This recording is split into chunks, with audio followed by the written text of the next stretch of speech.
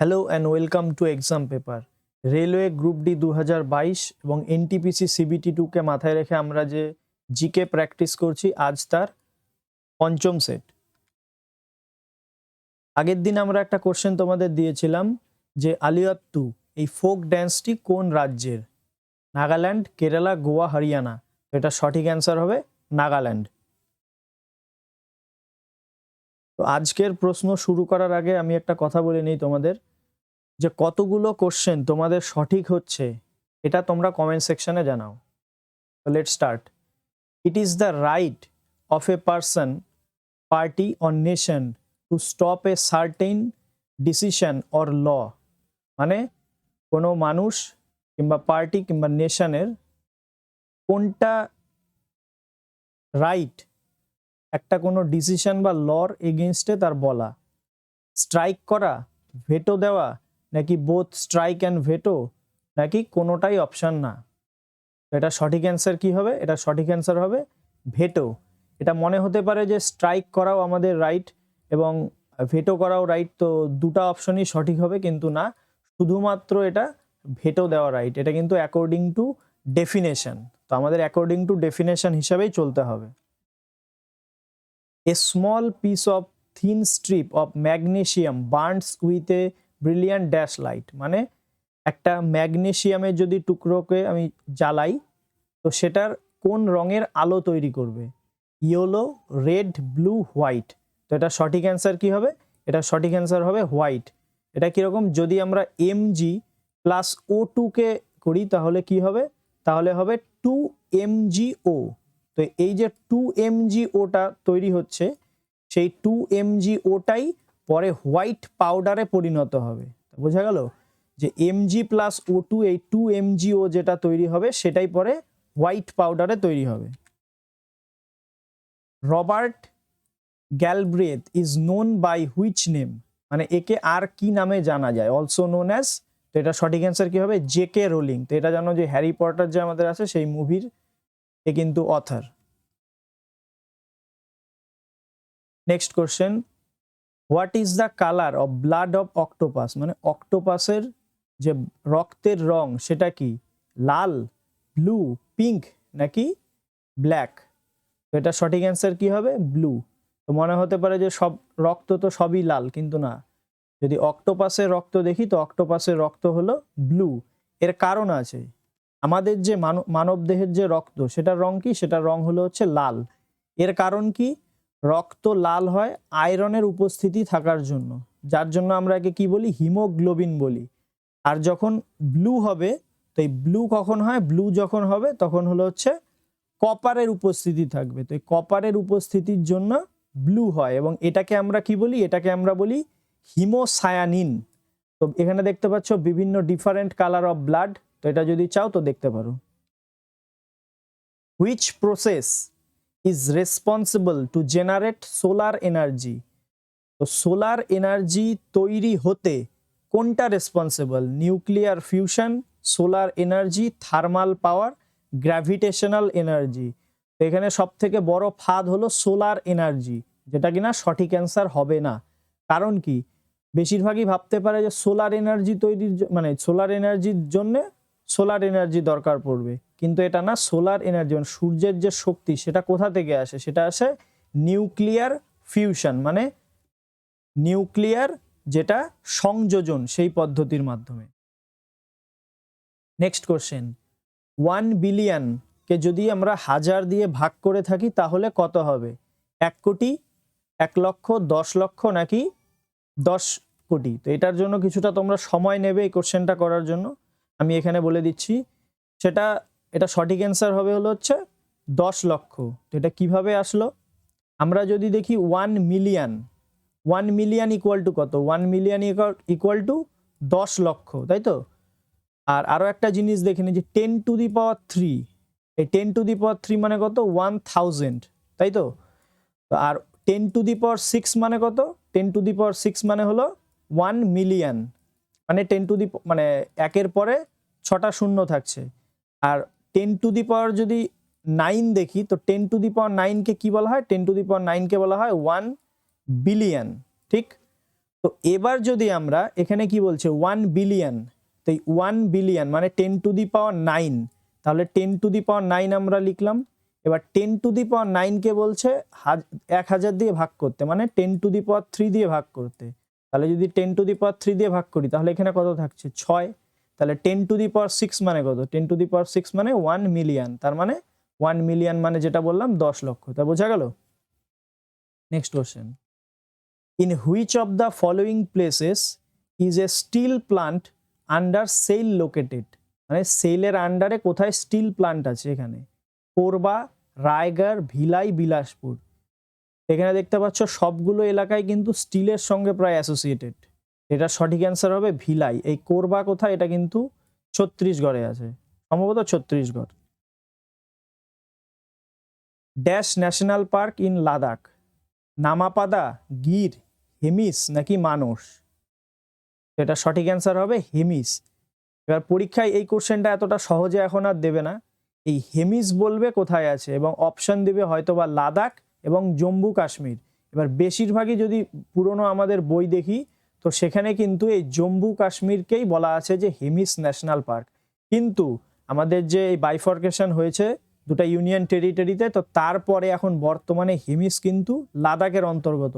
এবং আরও একটা ইম্পর্ট্যান্ট ফ্যাক্ট মনে রাখতে পারো যে এই হেমিস এর যে area, in terms of area, এটা কিন্তু অনেকটাই বড় অন্যান্য ন্যাশনাল পার্কের তুলনায়।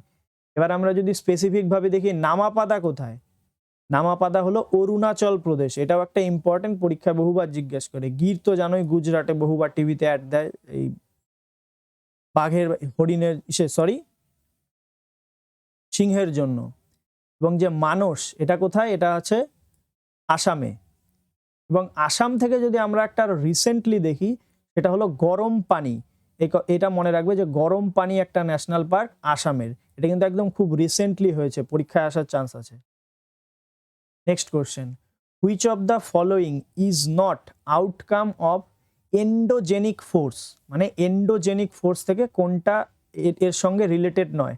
আর্থকুইক, ল্যান্ডস্লাইড, ভলক্যানিক ইরাপশন নাকি সি ওয়েভ? এখানে দেখতে পাচ্ছ যে এন্ডোজেনিক এবং এক্সোজেনিকের একটা ছবি। এই ছবি থেকে ক্লিয়ার হয়ে যাচ্ছে যে এন্ডোজেনিক মানে এই যে ভেতরের যেই সব জিনিসপত্র হচ্ছে আমাদের, সেটাকে এন্ডোজেনিক বলে, এবং এক্সোজেনিক এই যে বাইরে লাভা বেরোচ্ছে সেটা কি, সেটা এক্সোজেনিক। তো এখানে বলছে কোনটা এন্ডোজেনিক ফোর্সের সঙ্গে রিলেটেড না? আর্থকুইক তো অবশ্যই এন্ডোজেনিক, কারণ ভেতরে অভ্যন্তরীণ চাপ হচ্ছে, সেই কারণেই যখন হচ্ছে প্লেট টেকটনিক হোক বা যাই কারণেই হোক আর্থকুইক হচ্ছে। ল্যান্ডস্লাইডও এটাও, ভলক্যানিক ইরাপশনও সেম, কিন্তু সি ওয়েভ মানে আমাদের সমুদ্রে যে ঢেউ হয় সেটা কিন্তু অবশ্যই এন্ডোজেনিক ফোর্সের উদাহরণ নয়। Next question, in which of the following year was the all India Harijan সেবক সংঘ ফাউন্ডেড? একটা হিস্ট্রির কোশ্চেন। অল ইন্ডিয়া হরিজন সেবক সংঘ কবে স্থাপিত হয়েছিল? 1919, 1942, 1932 নাকি 1928? এটা সঠিক অ্যান্সার হবে 1932। এটা কে তৈরি করেছিল? মহাত্মা গান্ধী। কে তৈরি করেছিল? অল ইন্ডিয়া হরিজন সেবক সংঘ। আর এটা কবে তৈরি করেছিল? স্পেসিফিক ডেটও অনেক সময় জানতে চায়, তো 30শে সেপ্টেম্বর 1932, এটা মনে রাখবে। আর এই সময় সম্ভবত জেলে ছিল, পুনের যে জেল সেই জেলে ছিল এবং সম্ভব অনশন করছিল। Next question, in which state অনুয়ক্ষী, a sword like instrument used during ceremonial dances performance by priest?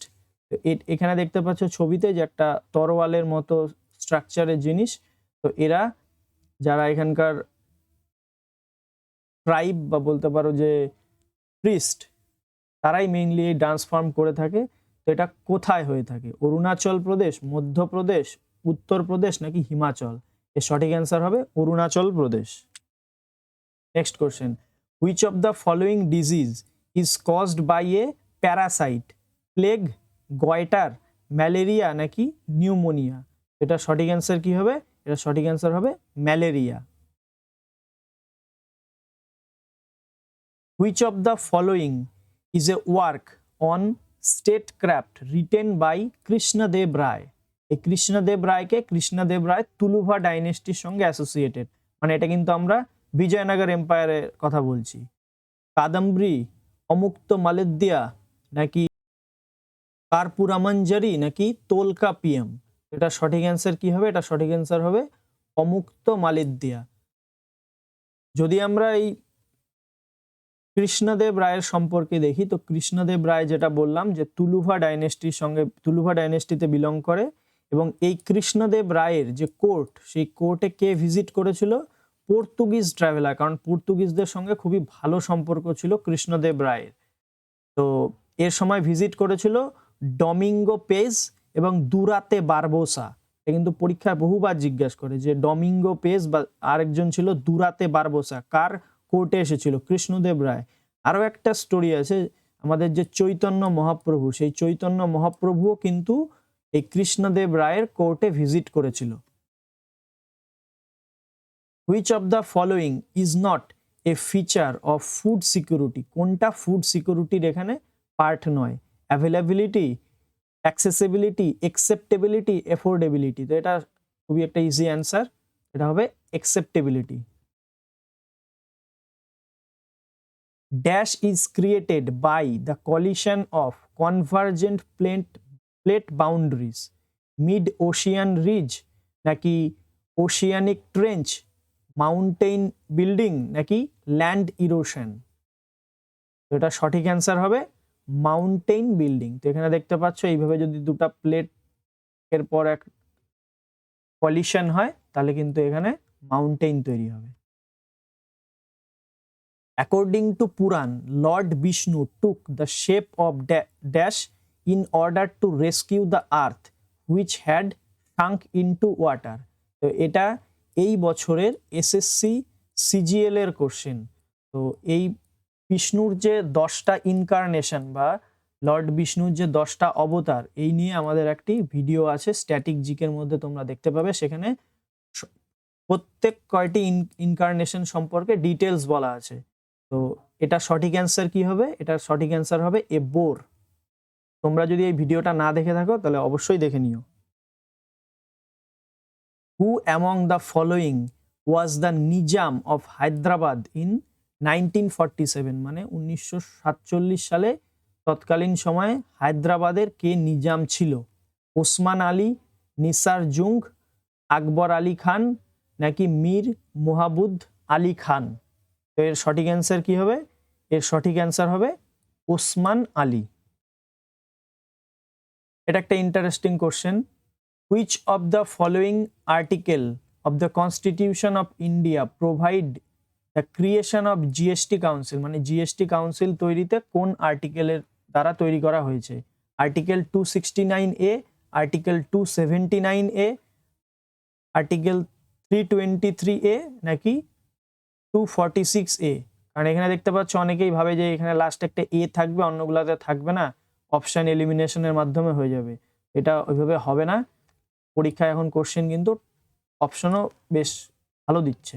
এটা সঠিক অ্যান্সার হবে 279A। এবার পরীক্ষায় যেটা মেইনলি এখন কোশ্চেন জিজ্ঞাসা করছে সেটা জিএসটি কাউন্সিল সম্পর্কে বেশি জিজ্ঞাসা করছে।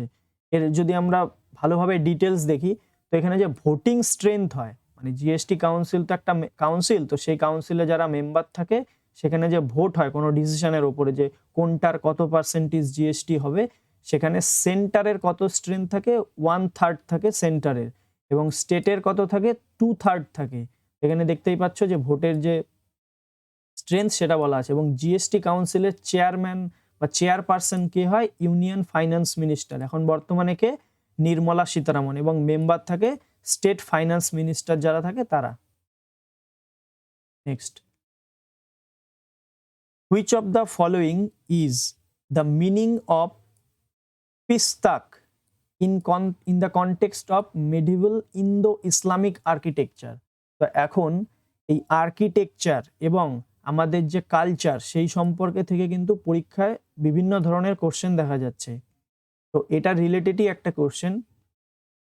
এখানে যে আর্কিটেকচারটা দেখতে পাচ্ছ সেই আর্কিটেকচারটাই এক ধরনের ইন্দো ইসলামিক আর্কিটেকচার বলতে পারো। তো এই যে কোশ্চেনটা আমরা বললাম পিস্তাক, এটা এখানে কোনটার সঙ্গে অ্যাসোসিয়েটেড? টল গেটওয়ে, ডোম, ওয়াটার ট্যাঙ্ক নাকি ট্রু আর্চ? এটা সঠিক অ্যান্সার হবে টল গেটওয়ে। আশা করি এই পিকচারটা দেখে বুঝতে পারছো। Bolak art is a dash form the state of Karnataka. কর্ণাটকের এই বোলক আর্ট এটা কি? Bolak art music form, sculpting form, dance form নাকি পেইন্টিং ফর্ম? এটা সঠিক অ্যান্সার কি হবে? Dance form. যদি কোশ্চেনটা সহজভাবে হতো তাহলে কি বলতো যে এই কর্ণাটকের ডান্স ফর্ম কোনটা, বিভিন্ন রকম অপশন দিত, তার মধ্যে এটা। কিন্তু এখন কি দিচ্ছে যে এটা সম্পর্কে ডিটেলস দিচ্ছে, এইটা কি সেটা বলতে বলছে। কোশ্চেনটা কিন্তু ঘোরাচ্ছে। Halogen have dash electron in their outermost shells. 7, 6, 8 নাকি 5? এটা সঠিক অ্যান্সার কি হবে? 7।